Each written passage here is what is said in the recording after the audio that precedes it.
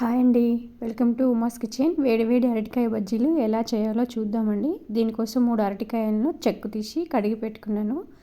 ఇప్పుడు వీటిని నిలువుగా కట్ చేసుకుందాము. ఇలా నిలువుగా కట్ చేసుకున్న అరటి ముక్కల్ని నీళ్ళల్లో కడిగి ప్లేట్లోకి తీసుకొని దాంట్లో కారం, ఉప్పు, కొంచెం నూనె వేసుకొని కలుపుకొని ముక్కలకి పట్టిద్దామండి. ఫస్ట్ ఈ ముక్కలకి పట్టించిన వాటిని ఒక గిన్నెలోకి తీసుకోవాలి. అన్నిటినీ కూడా ముక్కలకు పట్టించుకోవాలి. చూసారు కదండి, ఇలా ముక్కలకు పట్టించి ప్లేట్లోకి తీసుకున్నాను. ఇప్పుడు శనగపిండి తీసుకొని అందులో కారం, ఉప్పు, ధనియా పౌడర్, వాటర్ పోసుకొని కలుపుకుందాము. సో ఇలా చిక్కగా కలుపుకోవాలండి, మరీ లూజ్ కలుపుకోకూడదు. ఇప్పుడు ఆ అరటికాయ ముక్కల్ని కట్ చేసిన ముక్కల్ని డిప్ చేసుకుందాం శనగపిండిలో. నేను ఆల్రెడీ బాండి పెట్టి నూనె వేడి చేశాను. నూనె వేడైందండి, ఒక్కొక్కటిగా వేసుకుందాము.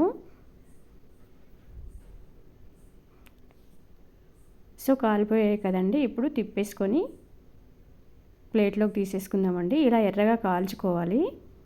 ఇప్పుడు గార్నిషింగ్ చేసుకుందామండి. చూసారు కదా ఎలా చక్కగా కాలిపోయాయో, లోపల కూడా చాలా చక్కగా కాలిపోయాయండి. మీరు కూడా ఒకసారి ట్రై చేయండి ఫ్రెండ్స్.